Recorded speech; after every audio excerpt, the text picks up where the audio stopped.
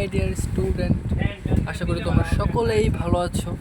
তো তোমাদের আজকে কেমিস্ট্রির জৈব যৌগ অর্থাৎ তোমরা ক্লাস 10-এ যারা আছো তোমাদের জৈব যৌগের একটা টপিক অর্থাৎ ইথিনের অসম্পৃক্ততা পরীক্ষা, এটা তোমাদের আজকে আমি শেখাবো। দেখো, ইথিন কিন্তু মানে ডাবল বন্ডে থাকে। দেখো এইভাবে ইথিনের সংকেতটা হচ্ছে এইটা, এটা কিন্তু ডাবল বন্ডে আছে। ডাবল বন্ডে যখন আছে তখন কিন্তু এটা সম্পৃক্ত আছে, কিন্তু অসম্পৃক্ত করতে গেলে বন্ড একটা কেটে দিতে হবে। এখন দেখো আমরা দুইটা উপায়ে এই জিনিসটা করতে পারি। আমরা প্রথম উপায়টা হচ্ছে একটা হলো বেয়ার দ্রবণ পরীক্ষা, আর একটা হচ্ছে পটাশিয়াম পারম্যাঙ্গানেট দ্বারা, ঠিক আছে, জাইমান অক্সিজেন যুক্ত করে।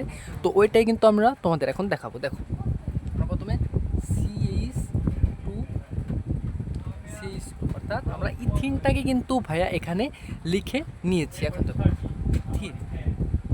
ইথিনের সাথে আমরা ব্রোমিনটাকে যুক্ত করে দেবো। দেখো ব্রোমিনটা আমরা যুক্ত করলাম, ভালো করে বুঝবো ভাইয়া। দেখো আমরা জানি কার্বনের 4টা হাত থাকে, তাহলে হাত এদিকে একটা বেরোলো, এদিকে একটা বেরোলো।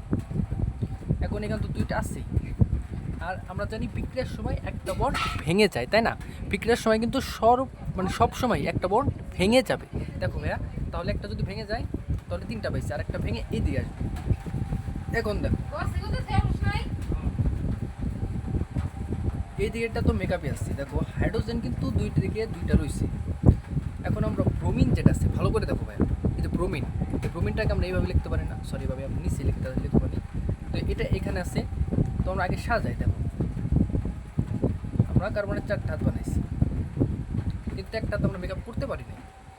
এটাকে আমরা মেকআপ আমরা করবো, কীভাবে করতে হয় সেটাই কিন্তু তোমাদের আমি শেখাইতেছি, ঠিক আছে? দেখো এখানে ব্রোমিনকে আমরা লিখতে পারি এইভাবে, যেহেতু 2টা আছে, 2টা ব্রোমিনকে আমরা এইভাবে লিখতে পারি না। এখন আমরা বিক্রিয়া আসি। দেখো বিক্রিয়া যখন করবো, দেখো আমাদের এইখানে ব্রোমিন যেটা আছে, ব্রোমিনকে আমরা ঠান্ডা মাথায় এইখানে নিয়ে আসি, একটাকে আনছি এইখানে, আর আরেকটাকে নেবো আমরা এইখানে। দেখো তাহলে আমরা দেখো এই পুরোটা আমরা কী পাইতেছি। দেখো কার্বন আছে একটা, কার্বন আগে লিখতে হয়, তারপরে হাইড্রোজেন লিখলাম। এবার আছে ব্রোমিন, হাইড্রোজেন কয়টা আছে? 2টা আছে, তারপরে 2টা লিখবো। ব্রোমিন কয়টা আছে? একটা, তাহলে ব্রোমিন আমরা একটা লিখি। তারপরে দেখো CH2 যা আছে সেইমভাবে দেখো 2টা কার্বন, একটা ব্রোমিন, ঠিক আছে? এটার কি নাম জানো? এটার নাম হচ্ছে ডাইব্রোমোইথেন,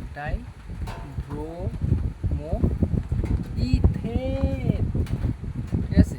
এরপরে দেখো পটাশিয়াম পারম্যাঙ্গানেট দ্বারা যেটা করা হয়, ঠিক আছে? দেখো আমরা পটাশিয়াম পারম্যাঙ্গানেট দ্বারা তোমরা যেটা করবা সেটা দেখো, আমরা প্রথমে ইথেনটাকে লিখে দিই CH2 ডাবল বন্ড CH2, এখানে জাইমান অক্সিজেন যুক্ত হবে পানি, যুক্ত হবে পটাশিয়াম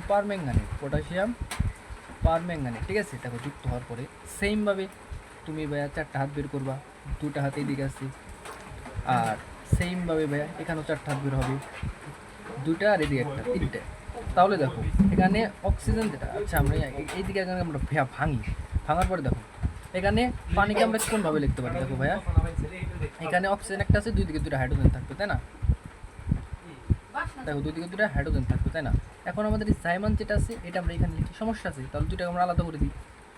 আলাদা করার পরে দেখো ওইস যেটা আছে, ওইস একটা আসবে এইখানে, আর একটা আসবে এই যে এইখানে, ঠিক আছে? তাহলে আমরা দেখো CH2, এখানে আমরা ওইসটাকে লিখে দিই ওইস, তাহলে আমরা CH2 ওইস পাচ্ছি। আবার সেইমভাবে এখানেও CH2 ওইস পাবো আমরা, CH2 ওইস, ঠিক আছে? দেখো তাহলে আমরা এটা কি পেলাম জানো? এটার নাম হচ্ছে ইলিথিন গ্লাইকল,